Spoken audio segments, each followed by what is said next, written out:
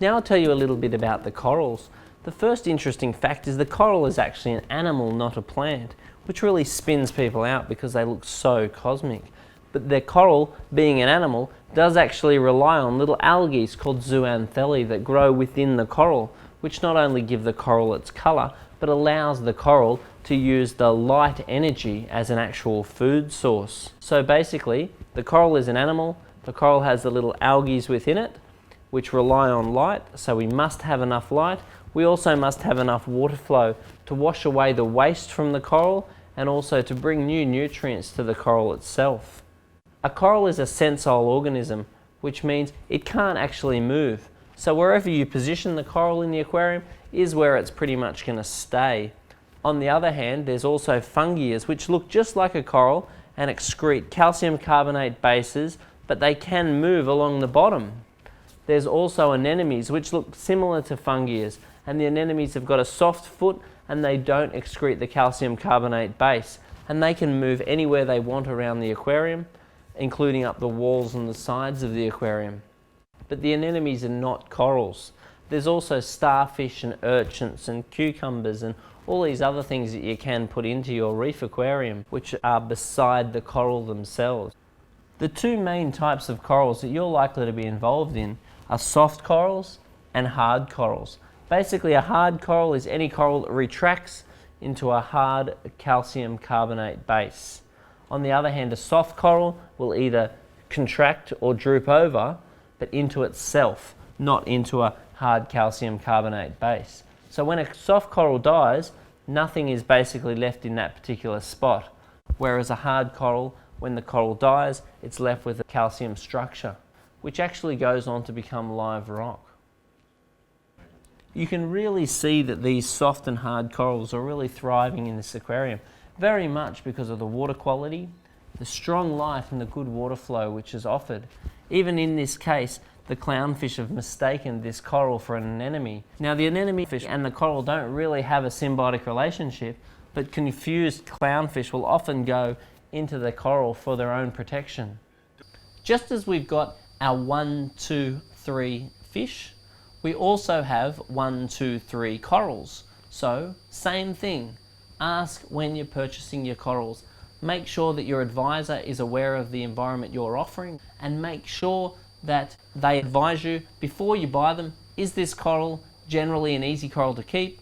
Is this coral a coral that some people succeed with and other people don't succeed with? Or as a number 3, is this coral one that normally doesn't work? It really helps to have an understanding before you purchase your corals, how hard the corals are to keep, just as important as it is understanding how easy the fish are to keep before you purchase them. Now I've been called out to this aquarium because of a fear of a disease. Now she was quite concerned that there might be a disease or an infection going through her corals, but all it really proved to be was a series of circumstances that seemed to cultivate pretty much at the same time.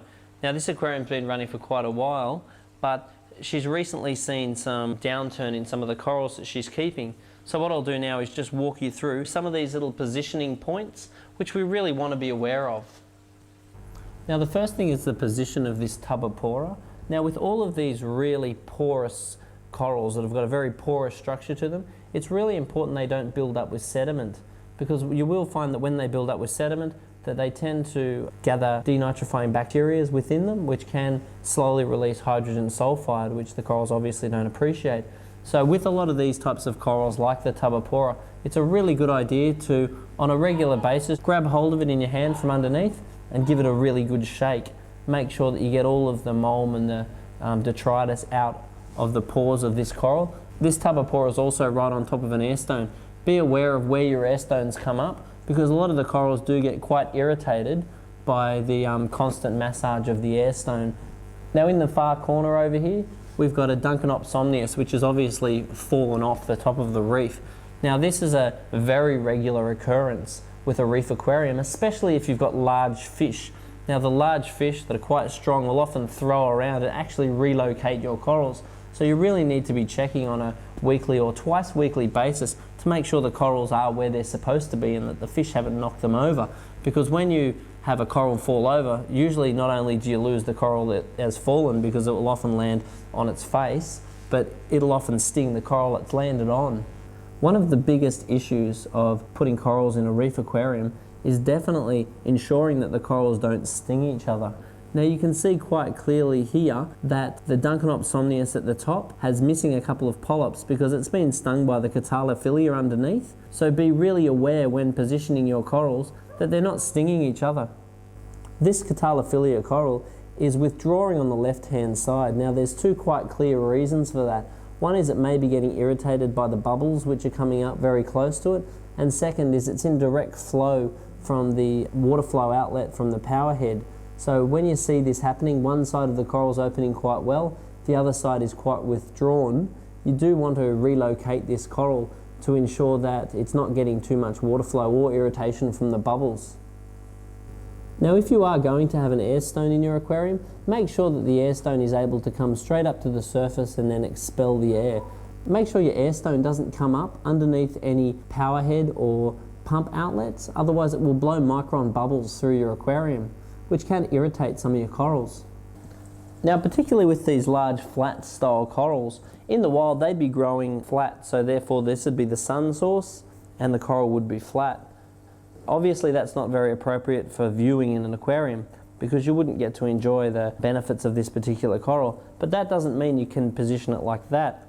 So often I come and see big flat brain style corals. Now the light is coming from here, whereas in the wild the light would be coming from here, therefore maximising the amount of photosynthesis that coral can enjoy. If it's sideways, it's really not receiving enough light. Sure, it's fine for viewing, so therefore keeping that coral on about a 45-degree angle is really the way to go. Now you can really see a very developed bacterial infection on this coral. I would suggest the reason why, when most of the other corals are going quite well in the aquarium, is that when you watch the particles floating around, it seems to not really have much water flow there. So the water seems to be coming around the outside here, and that particular spot there seems to be quite dead. Now it's good to follow the particles in the water, because you'll find when the little air bubbles and the particles in the water are moving quite quickly, then you can assume that there's adequate water flow over the top of the coral. Now if there's not enough water flow in that particular area, what you'll find is when the coral excretes its waste, the waste is not swept away from the coral quick enough. So therefore it almost ends up living in a layer of almost its own waste, which obviously makes it more susceptible to bacterial infections such as what you're seeing. So making sure that this area has more water flow will ensure that these corals are more likely to do well.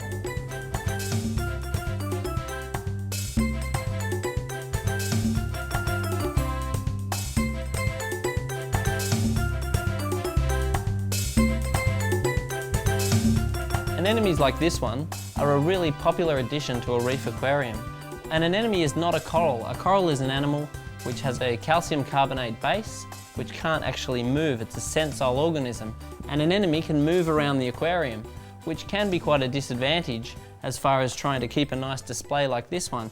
These two anemones here are behaving very well. They're nicely on display at the front of the aquarium, but you need to remember the anemones have personalities and have the ability to move.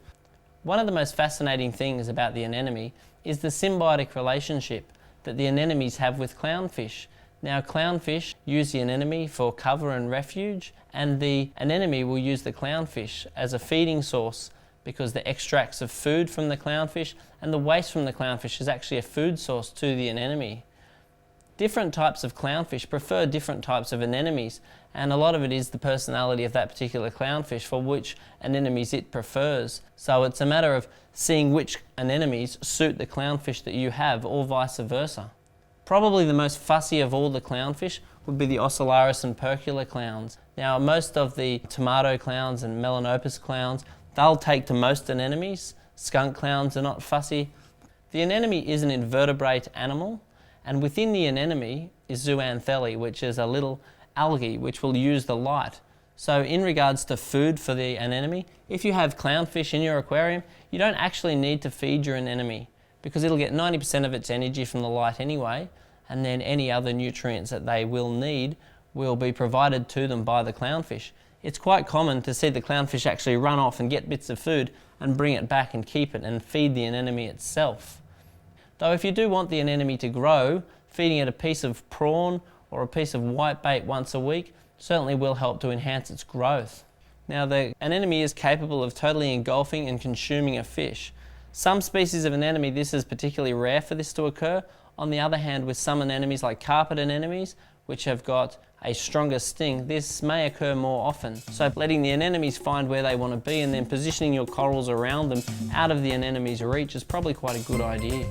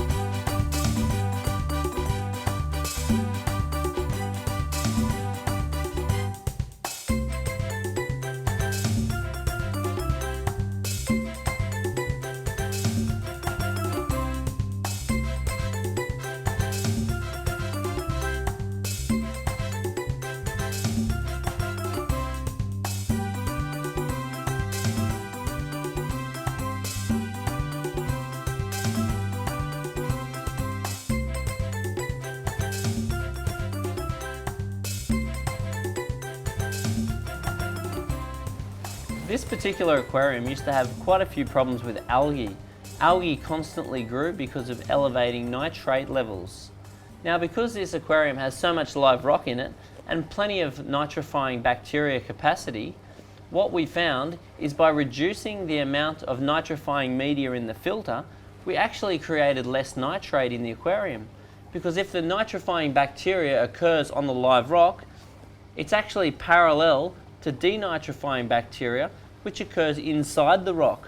So therefore, if your live rock is the point of contact for your higher level waste, so your ammonias and your nitrites are broken down on the outside of your live rock, parallel to your denitrifying bacteria inside the rock, what's actually released is nitrogen gas instead of nitrate.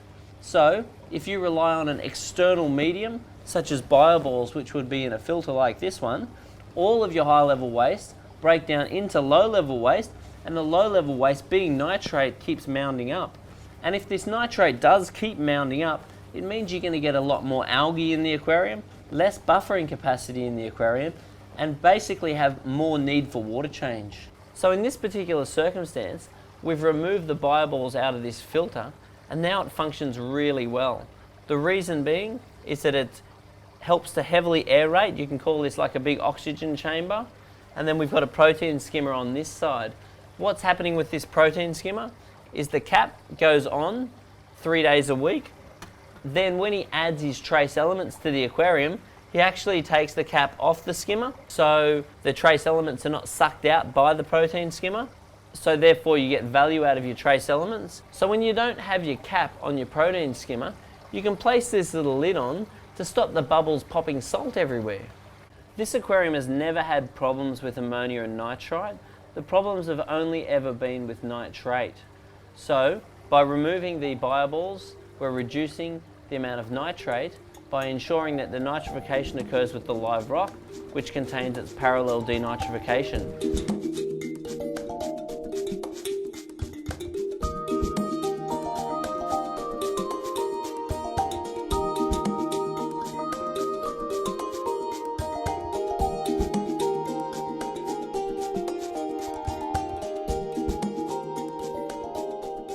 In an aquarium, one of the main things you're really trying to do is imitate the natural ecosystem that the animals come from that you're trying to keep. One of the main elements you really need to understand is the natural water currents. In an aquarium, your water currents or water flow is provided by your power heads, your water pumps, or even air stones.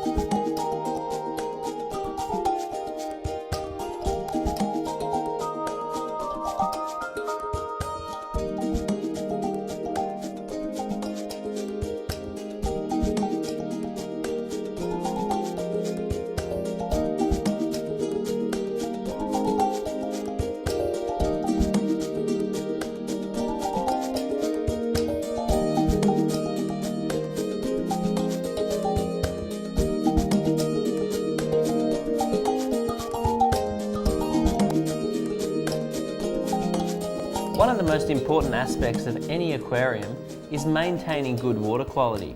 And in order to maintain good water quality, you need to know what good water quality is and what tests you need to do to make sure that your water quality is maintained high. Now, one thing, the bigger the aquarium, generally the easier it is to maintain good water quality, because you'll experience less fluctuations in a large aquarium, and instances will have a smaller impact within a larger volume of water as opposed to a smaller volume of water where changes will occur more rapidly. A logbook is one of the best keys as far as maintaining good water quality. The logbook really allows you to keep a check of yourself, because you might swear in your heart that you tested your pH last week, but it actually wasn't last week or the week before. Because I really believe if you don't write down when you're testing things, you really don't know when it is that you've done it. Particularly with reef tanks, where you're aiming for low nutrients, you really want to look at the natural environment these animals are from. And why is it that on a natural coral reef, you'll see basically no algae with a very rich, diverse range of corals? On the other hand, not too far away, there's a river which is full of algae, which has got basically no corals at all. You need to try and imitate that particular environment. So if you're providing an environment which is high in nutrients, high nitrates, high phosphates, then you'll see your corals start to deteriorate, and you'll find your algae will actually thrive, which you could say is imitating a river. So if you are able to imitate the natural environment and provide an environment which is very low in nutrients and very high in calcium, pH and hardness, then you'll find your corals will absolutely thrive and your algae will actually struggle. No matter what sort of aquarium you've got, being aware of pH is really quite important. Now with a reef aquarium, you'll try and maintain the pH at about 8.4, because in general, the higher the pH of your aquarium, the less algae you tend to get in the aquarium, and the more stable the aquarium tends to be. On the other hand, with a fish-only aquarium, where you tend to have a lot more fish in the aquarium and there's more risk of ammonia, you tend to keep your pH a little bit lower, more like 8.1 or even 8, because as far as ammonia is concerned, which is first-degree fish waste, the higher the pH, the more toxic the ammonia. So therefore, if you're adding new fish, or if your aquarium is fairly unstable, it's probably better to maintain the pH a little bit lower, because the toxicity of the ammonia will actually be lower. There's various commercially available buffers that will increase the pH of your aquarium. So slowly add the buffers until you get the pH at your desired level. With most of the powders, it's better that you pre-mix them in aged tap water before you pour them into the aquarium to raise your pH slowly. Carbonate hardness basically helps to stabilize your pH. And in general, the higher your pH, the less algae you tend to get in the aquarium, and the more it tends to benefit the corals. So carbonate hardness is less of an issue in a fish-only aquarium, but it does help to reduce algae. But carbonate hardness is very important in a reef aquarium. In a reef aquarium, you're trying to keep the carbonate hardness very high, about 200 or 300 parts per million. Carbonate hardness is raised by buffers in the same fashion that the pH is raised. When the fish produce waste, they basically produce waste in the form of ammonia. So when proteins and amino acids have broken down, hopefully via the digestive system of the fish, what you will produce is ammonia. And ammonia is either in the form of a gas, ammonia gas, or ammonium. And the higher the pH, the more toxic the ammonia, because the more parts the ammonia will be towards the ammonia gas. So the ammonia gas, NH3, and the ammonium, NH4, are both divisions within the ammonia. So the higher your pH, the more toxic the ammonia, the lower the pH, the less toxic the ammonia. Ammonia is very toxic to fish, and you really need to make it zero under all circumstances. The only time you're really going to experience ammonia in your aquarium is if you overfeed your fish, or if there's too much waste being produced in your aquarium for what your filter can handle, because your filter is going to be growing bacteria, and the bacteria is going to be breaking this ammonia down into nitrite. So a little bacteria grows in your filter, on your rocks, on the surface of your aquarium walls, and break the ammonia into nitrite. So nitrite is basically the second phase of this cycle. Fish producing waste, the waste being ammonia, the bacteria breaking the ammonia down into nitrite. Nitrite, second degree waste, is also broken down by bacteria into nitrate. Nitrite is reduced in a similar fashion to ammonia. So there are chemicals commercially available to get rid of nitrite, sponges and other chemicals. Water changes will also help to get rid of nitrite. And as far as nitrite and ammonia are concerned, time and the formation of bacteria will get rid of nitrite. Nitrate mainly causes algae, and with time will lower the immune system of your fish and corals, but is nowhere near as toxic as the ammonia or nitrite. The main way that you get rid of nitrate is various sponges that will suck the nitrate out of the water, or simply doing water changes, particularly using gravel siphons where you can pull the detritus out of the bottom of your aquarium and make sure your filters are well and truly maintained properly and nice and clean. Calcium and phosphate pretty much work hand in hand. In fish-only aquariums where you don't have coral, you don't really tend to focus on either calcium or phosphate, because the only negative effects of incorrect phosphate or calcium levels as far as your fish are concerned is probably a little bit more algae in your aquarium. On the other hand, with a reef aquarium, it is very important that you check phosphate, because the phosphate is going to affect the corals. So, high calcium, low phosphate, the corals love it. High phosphate, low calcium, the algae loves it. Water changes will help to reduce phosphate levels, and there's a lot of chemicals and sponges on the market which will help to suck phosphate out of the water. And one of the things that helps to mask phosphate or reduce the effects of phosphate is calcium. As far as calcium is concerned, trying to maintain it at 450 or higher is very important, and there's plenty of commercially available calciums which will help you to raise the calcium level. It's better to raise the calcium level slowly as opposed to overdose any chemicals that you do add.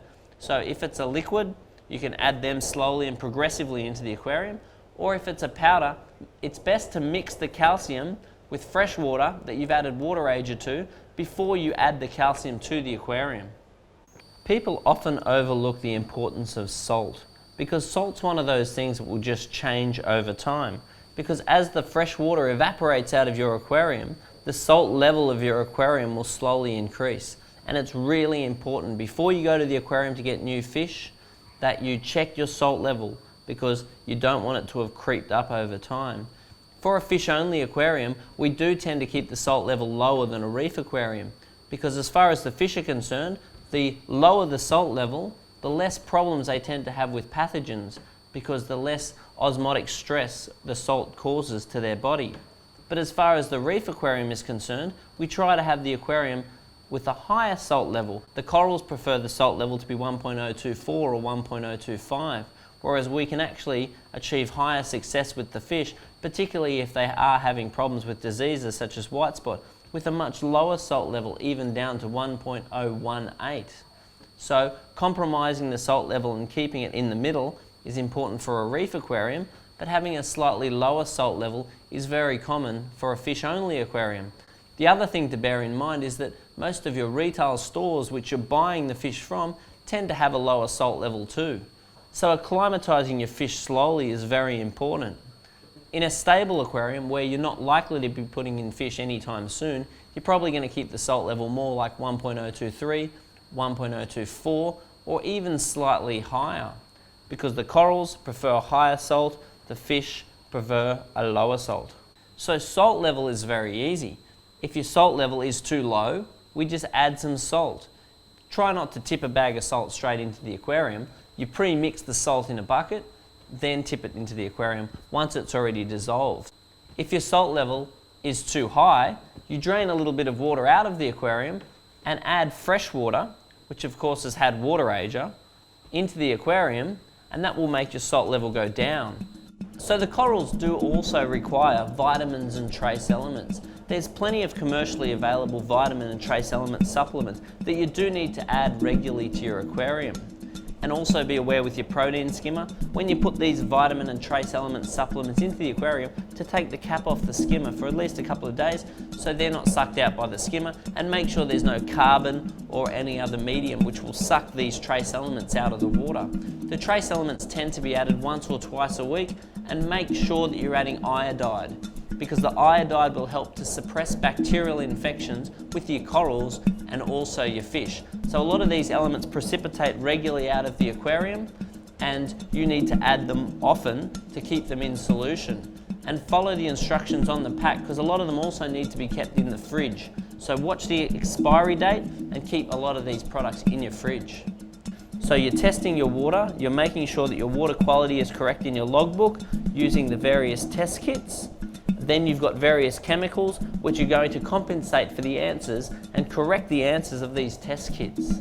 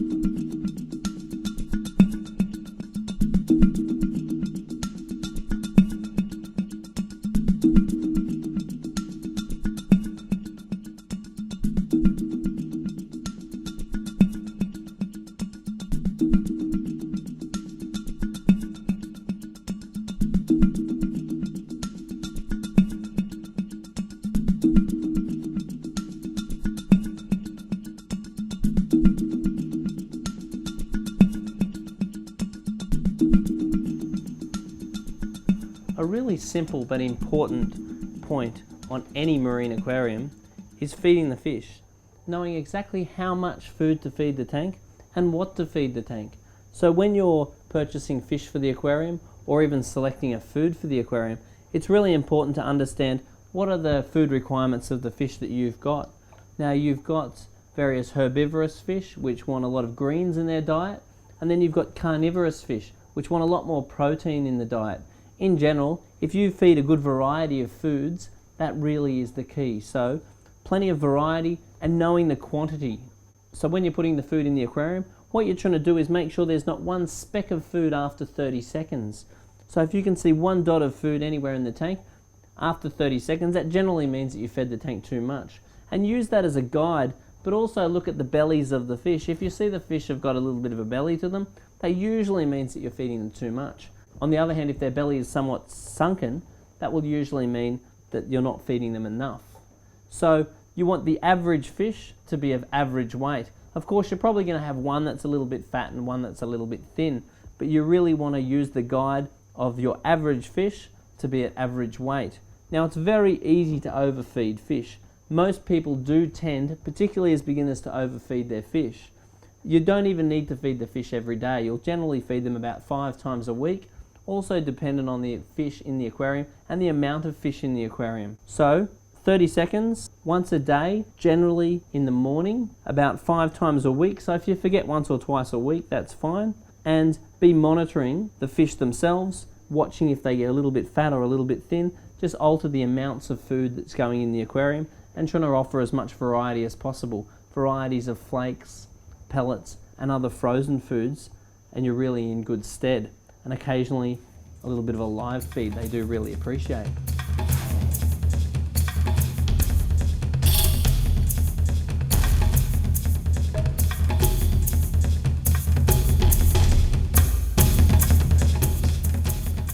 I've been called over to this particular aquarium because of a troublesome little crab.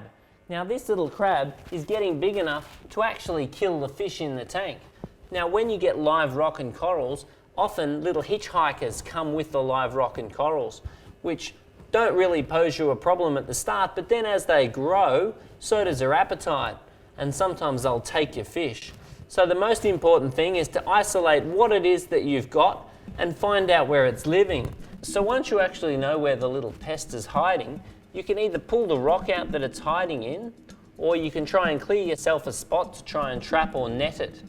There are various traps that you can make using Coke bottles and traps that are available commercially to buy. One of the easiest way to get a lot of the little pests out is to actually siphon them out.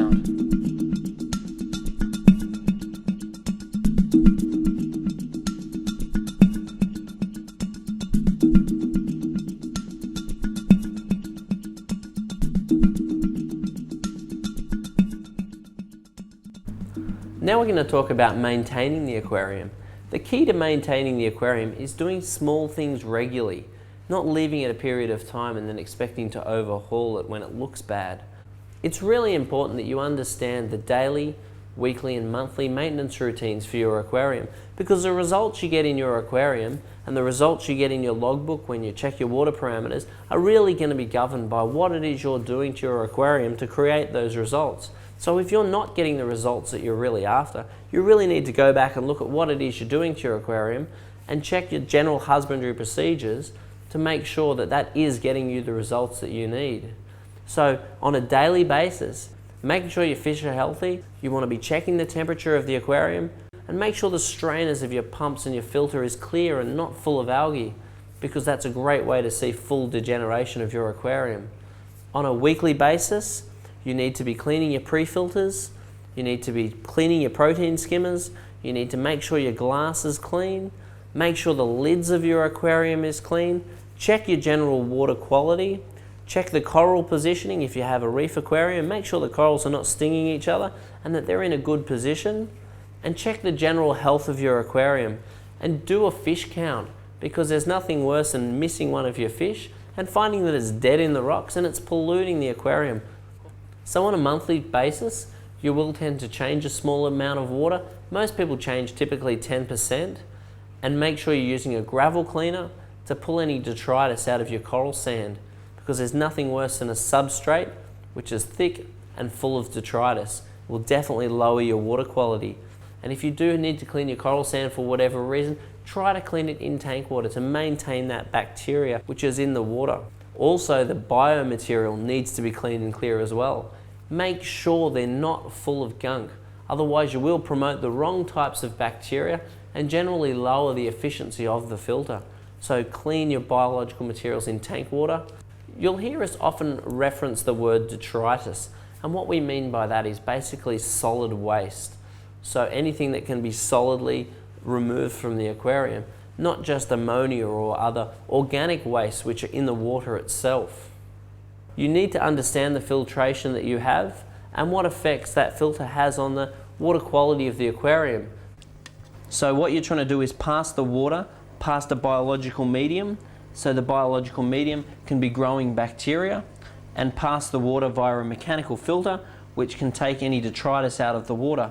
How effective the biological filter is governed by how much capacity there is for biological filtration and what the medium you use for your biological filtration. So some mediums can't house much bacteria, other mediums house a lot of bacteria, which is breaking high level waste down into lower level waste and hopefully into nitrogen gas. So the more capacity you've got to grow bacteria, the more waste the filter can break down, and make sure that not too much detritus clogs up the filter. Other filters such as protein skimmers, the more regularly they're cleaned, the more effective they are. Now, fatty acids form on the inside of the spout, and one of the main things you're doing when you're cleaning is to clean the fatty acids out of the inside of the colander. Oh well, this one's definitely too dirty. It's really important that as soon as the filterable starts to go even a light brown, you really want to throw it away, because that means it's trapped its detritus. So therefore, the quicker you get that detritus out of the aquarium, the better water quality you'll have. In this case, you can really see the amount of gunk that this filter has caught, and you can see the nice clean water getting circled past that gunk, which has by no means any beneficial effects on the aquarium itself. So cleaning the filter way before it gets to this stage is really important. What you'll need to clean your filter is a bucket, so you don't make a mess, and some replacement filter wool. The way that you clean out this particular filter is to simply peel off the filter wool, throw it into a bucket, get some replacement filter wool and return it back to the filter. In this case, you just slide the filter wool underneath the spray bar so the water seeps down through the filter material before it goes into the biological material, before it falls back into the aquarium. So with a model such as this one, which is very easy to clean, you just lift up the top, pull the sponge out, clean the sponge and return the sponge back to the top of the filter. Check that the biological medium is not clogged up with detritus. If it is, wash it in tank water and return the sponge back to the top of the filter again clean. With the larger canister style type filters, the amount of pre-filtration you've got is more, so therefore doesn't need to be cleaned as regularly, but in principle, the more often a pre-filter is cleaned, the more effective it is.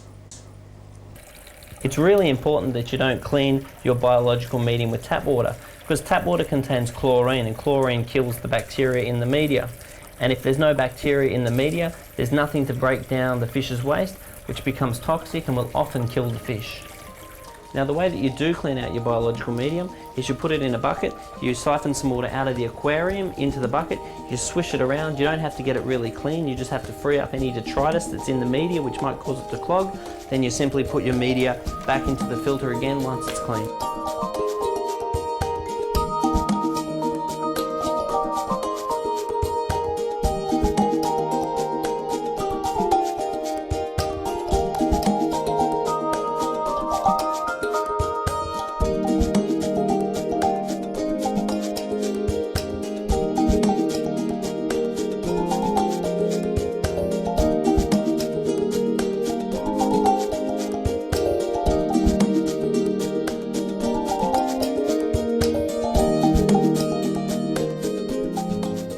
This was a really fantastic, thriving reef aquarium until the owners went away on holidays for about a month and unfortunately entrusted the aquarium to one of their friends to look after.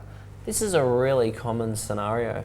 The main problem that happens while you're away is your friends overfeed your fish. So basically you show them how much to feed the fish and you think, okay, well, I'll go away, they'll feed the fish this particular amount, I'll come back and everything will be okay. But the problem is your friends feed the fish, oh, they're still hungry. They feed a little bit more, oh, they're still hungry. And over a month's time or 3 weeks or however long you're away, by the time you come back to an absolute algae farm because 3 to 4 times more nutrients has been put into the aquarium and probably half the amount of maintenance has been done. This is a really common circumstance. I really recommend when you go away, if you get someone to come in and feed your fish, really map out in an ice cube container how much food to feed the fish and make it at least half what you regularly feed. And then actually go and hide the fish food, because overfeeding while you're away is the single biggest problem that you're going to occur while you have been away. Within the month that they've been away, you really can see that the power heads are full of algae and totally clogged. The rocks are full of algae, even the coral sand's full of algae. To reverse this, it's really quite simple. Possibly reduce the amount of light that's going on in the aquarium, governed by the corals, and making sure that they really are your priority, but reducing the amount of organics that are going into the aquarium by feeding less. If you feed less and you get more fish and urchins and other things which are going to eat algae, then that really is the best way for combating this sort of problem on a long-term basis. And the higher your pH, the higher your calcium, the higher your hardness, the more the coral's going to love it, and the less the algae is going to like it. So aiming to get your phosphates and nitrates down, keep your feeding down, and you really won't come up with results like this. To get back to replicating a coral reef, we're going to have to do some fairly major water changes, maybe up to a quarter or even a third of the water on a fairly regular basis to disperse these nutrients out. We're going to have to make sure our general husbandry procedures are very good, make sure our filters are very clean at this stage, and making sure that we're using any chemicals we can to help combat this problem, such as phosphates and nitrate sponges, to lower the organics of this aquarium and try and get us back to a coral reef environment. So regular water changes, not as much food, and we're going to get back where we want to be.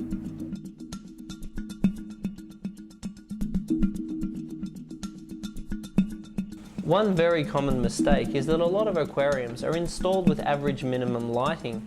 Now that's fine as long as you do take advantage of the lighting that you do have, but a couple of things that you really need to watch, especially when the aquarium has average minimum lighting, is that the light tubes are replaced regularly enough. Now with the fluorescents, we usually try to recommend that they get replaced every 6 months at latest 9 months. Otherwise, they do tend to lose intensity and spectrum, which you really are relying on. And another major point is we need to make sure that the lids of your aquarium maintain clean, because as you can see from an aquarium like this, if you have got algae forming underneath your lids and your lids are not clear, it dramatically reduces the light intensity experienced by the tank. Two of the main things that affect how much algae grows on the lids is how high your water level is and whether you have air stones in your aquarium. Now, air stones are very valuable for making sure there's oxygen in your aquarium and also aiding temperature reduction, but remember that where you do have an air stone, that it's popping your water onto the surface of the lid all the time and is going to encourage algae growth. Now, with this particular circumstance, it's really clear where the air stones are. There's air stones at this side of the aquarium, which is absolutely covered with algae on the lids after one single week, and then there's not an air stone at the other end of the aquarium, which is really quite clear compared to this side.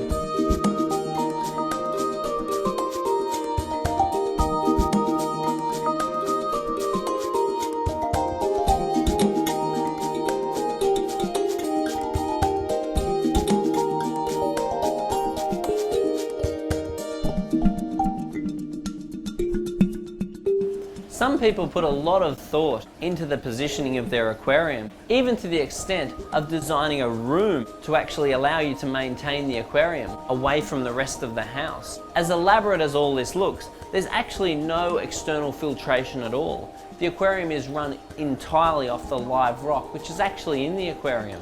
It is equipped with a chiller and increased water volume. There is a lot of value in increased water volume. Though this is probably about a 1400 litre aquarium, what we've actually got over here is an increased water volume of about 450 litres, which can also double as a quarantine tank. So therefore they can get new fish, put it in here isolated from the rest of the aquarium, then when they're not using the quarantine tank, they can tap it into the line of the main system, therefore have the equivalent amount of stock for 1900 litres instead of just 1400 litres, which they pose just in the aquarium itself.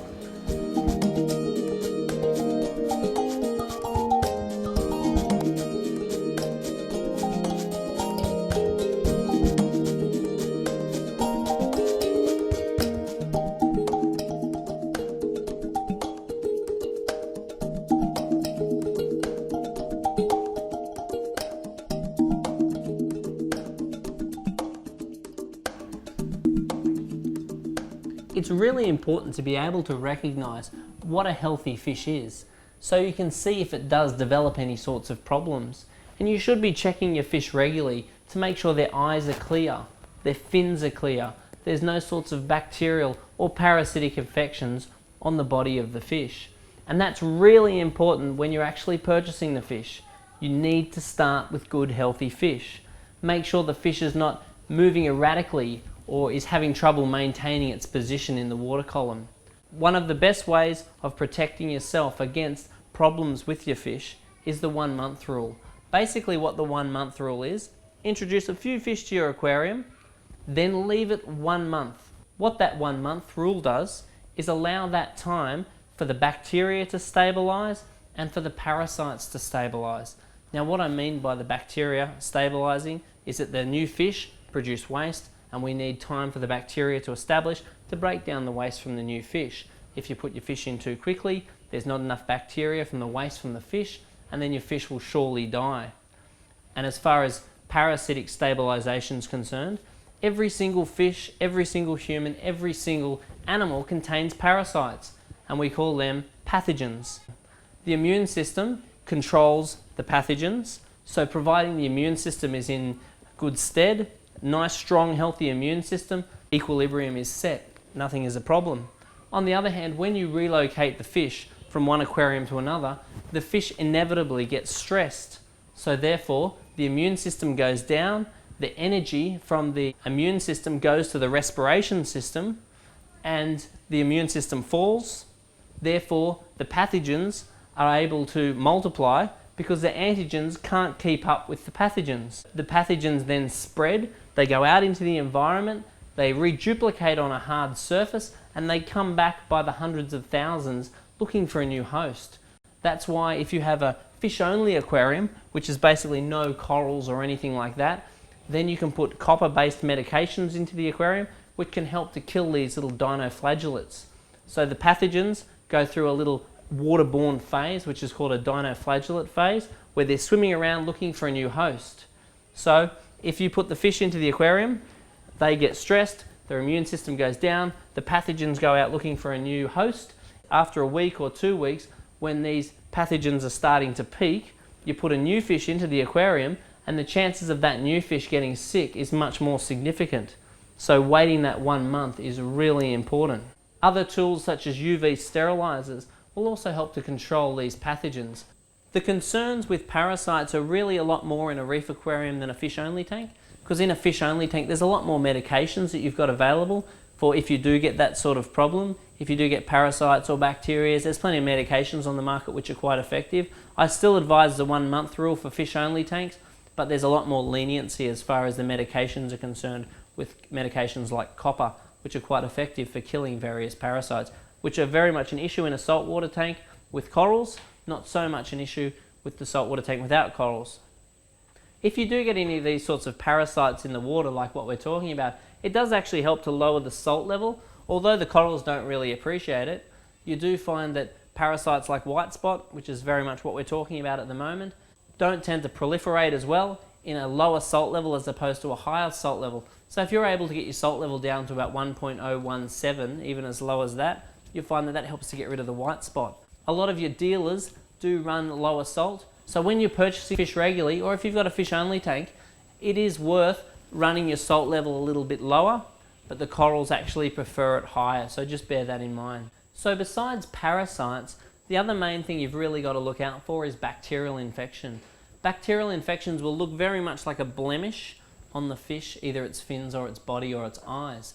The main time when a bacterial infection will be the case is if the fish has actually physically damaged itself, and then a bacterial infection will take hold, besides if your water quality is not good. So what we're aiming for is a tank with good water quality. Then the only time you're likely to experience a bacterial infection is if the fish either get stung by the corals, or they beat each other up, or they run into a rock, something like that. And there are also medications available to help to ease these bacterial infections. Same thing again, really watch your dose rate if you've got a reef aquarium, and I'm very precautious against adding any sorts of medications to a reef aquarium, although there are several available which claim to be safe with invertebrates. Really follow the instructions, don't overdose them, use all medications with precaution. If you do get any of these bacterial problems in the aquarium, it is worth having a quarantine tank. So you can just pop that fish out, put him in the quarantine tank, dose him up correctly, same with if he had any sort of parasitic infection, therefore we're not risking the reef aquarium.